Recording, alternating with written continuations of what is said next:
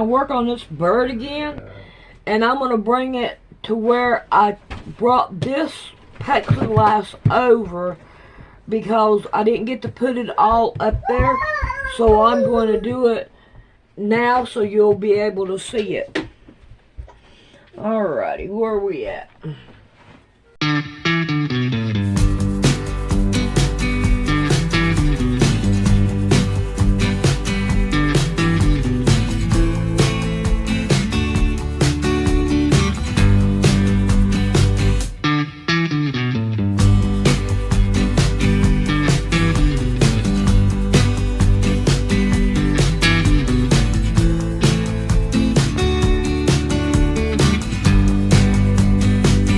An osteoporosis drug on the market, and under a bone mineral density scan, candidly, it didn't do shit. People didn't get a big slow in reduction of loss of bone mineral density. With the competitor, they did. It stopped the loss of bone mineral density in elderly women, which means it reduced the risk of fracture. But what they saw in the study is even though women were losing bone mineral density, they didn't fracture at the same rate as the control group, the placebo group versus the control group. So our message was, Doc, I know we're not seeing the scientific evidence under the bone mineral density scan, and it appears these women are still losing bone mineral density, but there's something about the quality of the bone, because what we're seeing is a reduction, but it could have been an anomaly in the data that just happened to be a lucky anomaly. And at that point, you're this drug company that's put hundreds of millions of dollars into this drug. Come hell or high water, you're getting it on the market. And that happens time and time and time again.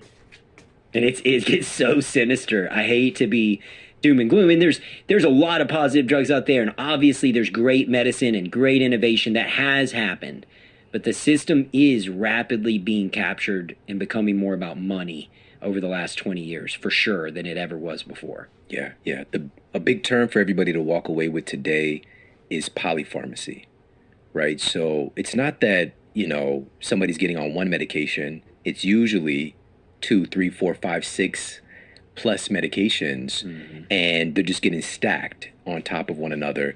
And a glaring issue is that you mentioned a placebo-controlled study. So they're testing this drug against a placebo. We're generally not looking at any of these drug trials. What if somebody's on all these other medications? And then it's left up to the doctor who's not educated on the depths of all these different drugs and drug trials. And it's basically, you're just an experiment. We're just going to throw this in here, see what happens. Yep. And you come back. But there's actually testing that can be done to find out how you react to certain drugs in advance of being put on certain drugs. Let's talk about that. Yeah. Well, and you're talking about the pharmacogenetic test? Yeah. We had that as part of our practice, and I owned a lab, and I would go out and educate clinicians. This is after I left being a drug rep. Then I went and became a med device rep. Then I got out of that after my brother passed away from opioids. And the irony of it was I was out with a toxicology lab educating clinicians on the importance of testing and screening patients for diversion. And also, before ever prescribing an opioid, let's take a look under the hood and let's look at this person's cytochrome P450 marker, which is just a fancy genetic term to tell us how you metabolize medications, because we all have genetic anomalies, and we've now mapped out those genomes, and we know how, before we ever prescribe a drug, you're going to metabolize it. Are you a slow metabolizer, a fast metabolizer, a moderate metabolizer, or are you an outlier that can't metabolize this medicine at all? And it gives us a tool to be able to properly assess which medication or treatment modality is going to best be suited for your unique genetic makeup. And the insurance companies took that away from patients within 8-9 months. They said, no, we don't want to cover that. And then beyond, to add insult to injury, they even took the safety net of toxicology screening away from the pain doctors that were writing the opioids. So essentially, the insurance companies also had a huge role to play in the opioid crisis, because they took two of the big tools in the tool belt that a doctor had in this country to prevent abuse and subversion. And they were gone. And so now the doctor's taking a shot in the dark. All right, well, let's write an opioid. And if somebody's an ultra slow metabolizer, they could OD. If somebody's an ultra fast metabolizer, they're going to burn through that opioid and then be calling you again a few hours later and saying, I'm in pain again. And then you're going to be going, okay, are they addicted, or are they one of the people experiencing breakthrough pain? You know, because there is a certain percentage of society that will experience that. And then the craziest part is like 20-something% of society can't absorb an opioid. People with Samoan genetics, people who are like Hawaiians, a lot of that patient population has no ability to absorb opioids. But what's crazy is these opioid companies still lobbied the government and pushed it into the Medicare and Medicaid systems, knowing that the folks in Hawaii weren't ever going to be able to metabolize it, but could still become addicted. My question would be, why wouldn't insurance companies want a test like that to be available? Because it just makes sense, if it's about patient care and success with the medication, that we'd in advance find out whether or not this medication is appropriate for this person. Because the truth is, regardless of the data from a clinical trial even, you're a unique individual. And there are always outliers, and there are always people on various ends of the spectrum with effectiveness and with side effects. And so why wouldn't an insurance company want this to be available to patients and doctors? That's a great question. And it's a little convoluted and complicated of an answer, and it's so nuanced, it'll take a second to explain. But there are certain modalities that the insurance company has not monetized, and they don't really make money on. So they're loss leaders. Lab testing, the insurance companies don't own labs.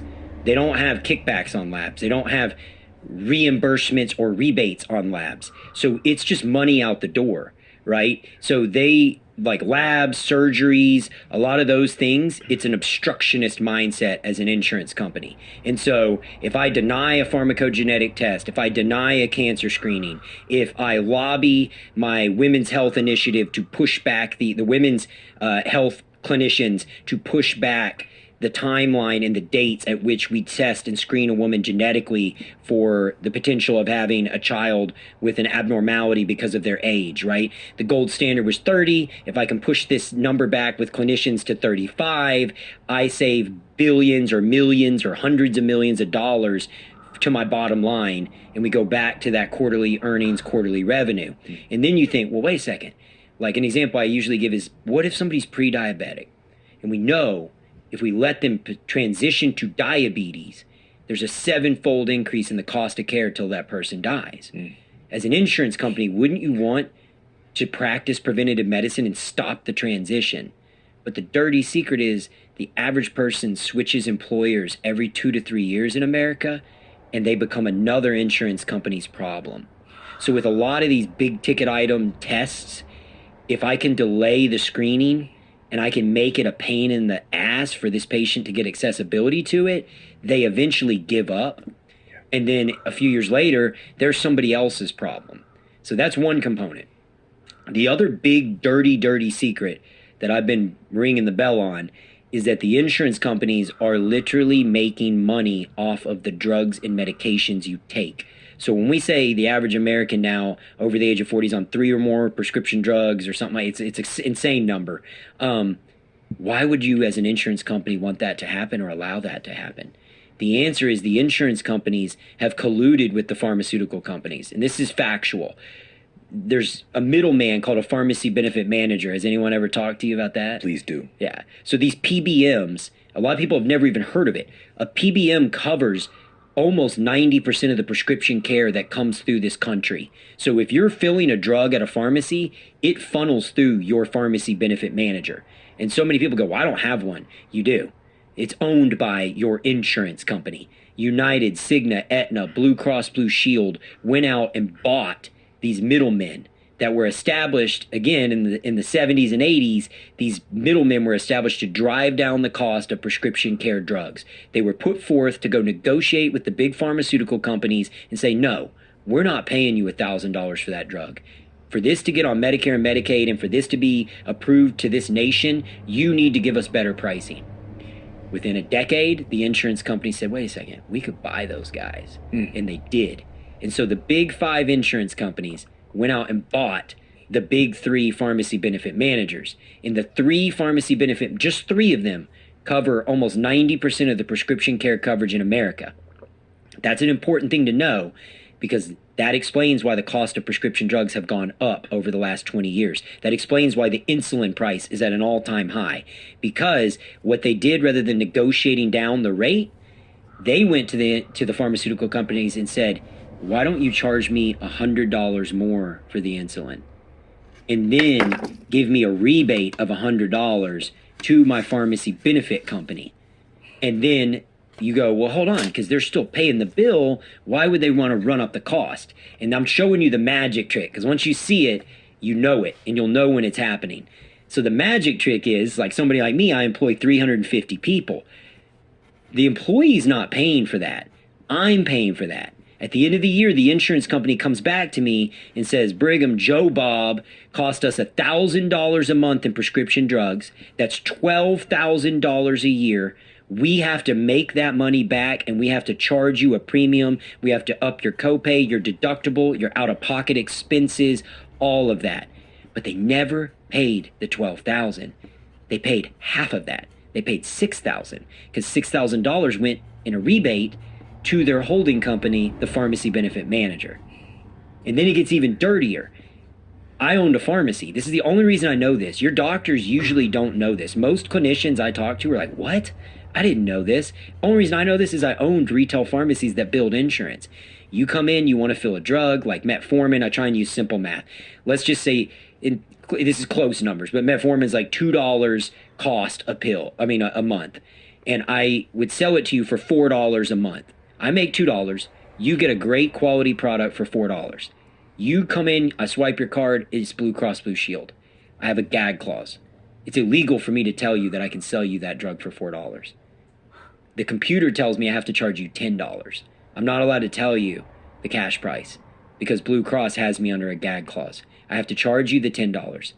Blue Cross claws the $6 back, puts it in their pharmacy benefit manager bucket. The pharmacy benefit managers, which are supposed to be driving down the cost of prescription drugs, are literally making billions of dollars a year in profit, while the big insurance companies that own them at a separate cost center are also making billions of dollars, like over $300 billion is what United made last year. They're not doing that by providing you with great care and covering lab tests. They're doing that by depriving people of quality care, by creating obstructions to lab tests, to diagnostic tools, to surgical procedures. But then they're monetizing. It goes even worse, insult to injury. Not only are they not giving you accessibility to the ability to prevent the chronic disease, they're monetizing your chronic disease. And they're making billions of dollars off you being on these drugs. And so then you go, well, wait a second. What about when somebody has a heart attack or a stroke? Think about this. Most of the cost of care happens after you've transitioned out of the private payer system into the Medicare, Medicaid system, where you're not their problem. You're our problem. You're now this chronically ill person who's been on these medicines for years, and the heart attack that began to manifest in your 20s is now happening in your 60s, and you're having a heart attack and you're having open heart surgery, and we're paying for that. Taxpayers paying for that. The insurance companies have already rode you all the way to the bank and kicked you off to us. And that's what's happening in this system, and that's why it's this colossal failure. I've never said this word out loud before. I'm flabbergasted. I'm flabbergasted, man. And to be honest, it's brilliant. It really is. If profit is the goal, it's brilliant. It's really constructed in a way that, and now, okay, so the PBMs were essentially kind of like a union for the people, in a sense. Yeah. But insurance companies gobbled them up and used them as another feeder into their system. Got it. And so, it's crazy that in that moment when the patient is trying to get that metformin and they could potentially pay $2 paying quote cash, but they're like, oh, I got to actually pay my copay, which is $10. Yeah. They just don't even know that exists, and the pharmacist cannot tell them. Correct. That's crazy. And then I could even I own blood labs, I own the toxicology labs, I own pharmacogenetic. Same thing, different game, right? I would try to negotiate a predetermined. People go, well, why don't I know what my lab test is going to cost? It's crazy. I don't know what my surgery is going to cost. That's not the hospital. That's not the lab. That's your insurance company. Because I would go negotiate with insurance companies and go, can we set a rate on this blood work? And they go, no, you're not going to be in our network. We don't want another company in our network. Okay, so this gets complicated too. I'm then forced to bill you a number. And if you're not in network, the insurance company pays you 30% of bill charges. So imagine this. If I bill you the $300 I'm trying to get paid, you're going to pay me $100. I lose money on your lab test. So in order for me to be profitable, I have to inflate my bill master to 3 times to get the insurance to pay me what they should have paid me, the fair reimbursement for the test. So now I have to bill you $900. Then the insurance company screws the patient because they put in the contracts with the labs and the pharmacies and the hospital systems that you are required by law to go after the patient for any short payment. I didn't want to bill you the $900. I had to because the insurance company is going to play a game and pay me 1/3. So I have to bill $900 to get paid $300. But the way that works is now I got to go after you for the $600. Even though I didn't need the $600, I never asked for the $600. I know you're not going to pay me the $600 because patients never end up paying the bill. They refuse to do it. But then I have to harass the patient to get them because I have to show a reasonable effort to collect, or I can get literally federally indicted. I can go to jail for violating laws in this country because that's how much power these lobbyists have and these insurance companies have. So they force these labs, pharmacies, and hospitals to basically pressure and chase down patients for the difference. When if they would just agree to pay a fair rate, we could all ride off into the sunset and sing Kumbaya. You pay me a 10% return on everything I do, and the patient gets a good treatment. I get my money in a timely manner, but it takes 90 days to get reimbursed from the insurance company. You have to fight these people tooth and nail. They typically give you 30% of the charges, and then I have to go after you, the patient, by law, and then you, the patient, call your doctor and go, what the hell, man? You ran a test that cost me $900 and my insurance company's not covering it? Why didn't you ask my insurance company? And it's like, because it's your insurance company playing games. Because once they've pissed you off, you're not going to call them, you're going to call the doctor. And you're going to yell at your doctor and go, why did you run this test? And now, when that happens 2 or 3 times, your doctor throws up their hand and goes, I'm not running that test anymore. Right? And now they've shut down effectively your accessibility to care as a patient. And that's why we started Wastewell, and that's why I got into cash pay, and that's why I got into compounding pharmacies. And our model now is like, we're out of that ecosystem. Because that ecosystem, whether you have United, Cigna, Aetna, congratulations, you have a first-class seat on the Titanic. Like, it doesn't matter which seat you're in, because they're all going the same place. Yeah, racing towards to the iceberg. Yeah. Man, this also, with all of that getting put on the patient, speaks to the bankruptcy issue in the United States that most people have no idea about. Can you talk a little bit about that? Yes, the number one reason for bankruptcy in America is healthcare costs. I mean, it's terrible because and then as you get older, what we were talking about with the prescription drug coverage, a lot of programs have what's called a donut, right? So the insurance company will say, hey, we'll cover grandma, Meemaw, whatever, your elderly person's first $10,000 of medicine. Okay, but the average elderly person's on 4 or more prescription drugs, and the PBMs have inflated artificially the price of those prescription drugs. So a drug that was $100 is getting rung up at $200. If you got 4 of those, that's $800. You're out of your prescription plan in a matter of months, and now your grandma has to come out of pocket for the next $5,000 to $10,000 depending on the plan. And so a lot of these elderly people say, I'm on government assist. I don't have the money. Like, I'm on Social Security. I can't afford $800 a month in prescription drugs because remember what I told you earlier. Once you've given the insurance card, they now have to charge you the insurance price. So on every drug, there's a multiplier effect, and the snowball gets bigger and bigger, and the debt gets bigger and bigger, and the liability gets bigger and bigger, and patients are drowning, whether it's their hospital charges, their prescription drug charges, their testing, their lab testing. Like, imagine a poor person who's elderly, with a terminal illness that's just trying to stay alive. and they're getting hit from every direction with this bullshit that is killing them, literally and figuratively, financially crushing these people. But these insurance companies are laughing all the way to the bank. Yeah. All right, I got to ask you some clarity on this, because this is an interaction that millions of people have every single day. It's the interaction with their healthcare provider, their physician, and that relationship has dramatically changed in the last few decades. And it's largely because of insurance companies, and we think it's something else. We even think it's the doctor, it's trying to make more money, but it's really the insurance company. So we'll just use, for example, we have the capacity now for some incredibly comprehensive blood work to get done, right? Our blood work can tell a story, really. It's not just these kind of rudimentary points that, a standard blood panel recently is like your triglycerides, HDL, LDL, and this.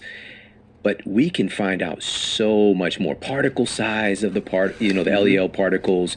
We can look at hormones in relationship to these things. And all this is available.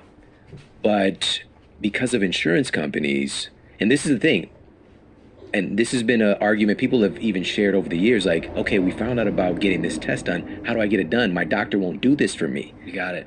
Right? Yeah. So what's going on there? How have insurance companies impacted the relationship between doctors and patients?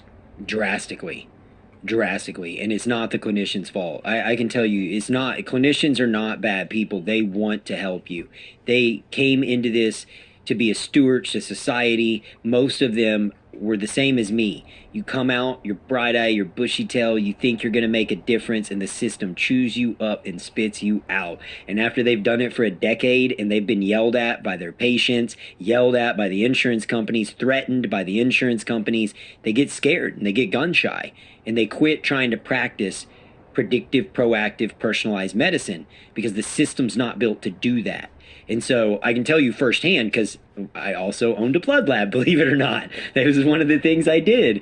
And we build the insurance companies. And I would go out and I would educate clinicians in the state of Texas about the importance of getting proactive and predictive. And I would say, hey, why are we waiting for these people to get chronically ill to act? We can use blood work as a leading indicator to get ahead of chronic disease. And if we want to stop the 5 chronic diseases that are killing mankind, the best way to do it is to stop them from ever evolving in the first place. And that was my pitch. And I got thousands of clinicians in the state of Texas to begin to get proactive and predictive and to test blood work.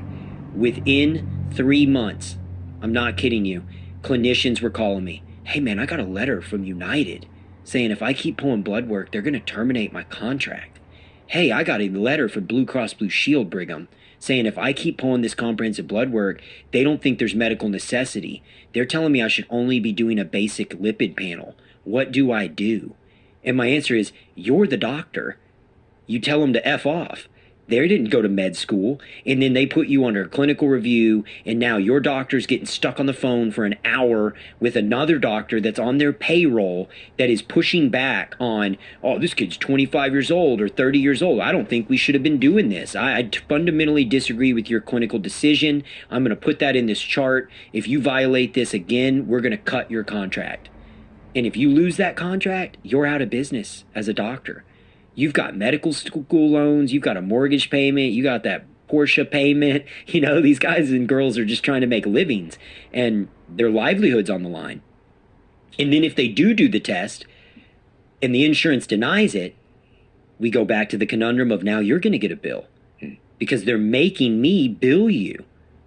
The insurance companies have captured all of it, from the doctor to the hospital to the patient to the labs, the pharmacies. All of it has been captured. Nobody can fight these guys. They're the biggest gangsters out there. Like, they are the mob. They're the modern day mob, and they control all of healthcare right now, hand in hand with Big Pharma. And so it has drastically impacted the patient relationship. It makes it really hard for those clinicians to provide true care. Yeah. They've taken all the tools out of their tool belt. Yeah, they have to operate in a very, very vanilla space and standard of care. Yeah. It's standard of care, and you have to stay within those barriers or you can get wiped out very quickly. And we could go back to the opioids, and this is a prime example. Think of this. I'm a clinician in the 2000s, early 2000s. I got a rep coming into my practice talking about breakthrough pain. I've got professors from Harvard and Stanford that are now exposed today that we know were on the payroll for the Sackler family, coming into my practice, hosting dinners, explaining how I'm being a shitty clinician if I don't get serious about breakthrough pain and helping treat chronic pain, okay? I have an alternative to this. If I believe that these drugs are addictive, which by the end of it people did, you had an alternative, which is especially for orthopedic procedures or joint pain, you had topical pain creams. Well, insurance companies quit covering those. So it's the same thing. Patients would have had to pay cash out of pocket. If you give the patient a choice between paying $180 for a pain cream out of their pocket that's non-addictive, non-abusive, or write them a prescription opioid that's going to make them high and fix their pain and it's covered by the insurance, they're going to go that path. Okay, then you look at the tools in your tool belt to prevent abuse. Toxicology, pharmacogenetic testing, those are gone. Those are taken out of your tool belt by the insurance companies. So every check and balance and safety net was ripped away from those clinicians. They were forced to write these opioids because they didn't really have another option. They're trying to treat pain and help patients to the best of their ability. They're being pressured, peer pressured, and influenced by their peers who are on the take, getting paid at academia. And then we see the exact same thing. We think you would learn the same exact hijacked system occurred again. And we're just now, 4 years later going, yeah, man, that was kind of messed up. Like now all of us are like, I don't think I trust these guys anymore. Essentially from top to bottom, this system is constructed in a way where these very, very powerful entities are profiting from our collective sickness, our collective ignorance. And you also mentioned in that story with the Sackler family and the FDA being involved in helping to get it approved, right? They had somebody in the FDA who also later went to work for them as well. 3 years later, he left to go work there with a big, huge salary. People don't realize recently, the last 10 FDA commissioners went to work with the pharmaceutical industry or came from the pharmaceutical industry. So it's all this obvious insider information and just this kind of collective coercion of this system. And, we transitioned into the funding, the medical funding from pharmaceutical companies being the really major part of the FDA's budget. But it started off the scientific review budget because we need more people and better approval process so we can get drugs to people who need it, right? So that's why we're going to start taking money from the pharmaceutical industry. Yeah. And we're talking to the tune of billions of dollars annually. But as soon as you open that door, now again, it gets very sketchy because the pharmaceutical industry is funding the entity that's supposed to be the watchdog and looking out for patient well-being, us. Yeah. Right? And so this situation is dire, to put it bluntly. With that said, and this is my question for you, because you've seen this from top to bottom, this system is not broken. That's a misnomer. It's not broken. It is set up like this for this to be the way that it runs. How on earth can we find real healthcare? How can we find success with our health? How do we go from this designed sick care system to a real healthcare system for ourselves and our families? Is there a way forward? Yeah, I think there is, and I always like to end on a positive note too. So I'm glad you asked that, and I love what you just said, because when I testified in front of the Senate, and I know you had mentioned you were going to be there too, but you had a conflict. I literally said that exact thing. I said, so often I hear the healthcare system's broken. The healthcare system's broken. It's not broken. It's rigged, and we're the ones fitting the bill. And the price is more than money, dollars and cents. It's being paid in Americans' lives, loved ones, friends, families, brothers, and sisters. I know I lost my brother to the opioid crisis. I know what these people are doing. And it's dark and it's sinister. And when they control 50% of the FDA's budget and most of the heads of the FDA are swapping spit with big pharma and big industry and they're moving back and forth, you're just moving chess pieces on a board. And so what I implore people to do is to begin to think of the existing healthcare establishment and the insurance establishment like car insurance. It's there if you wreck the car. It's there for something catastrophic.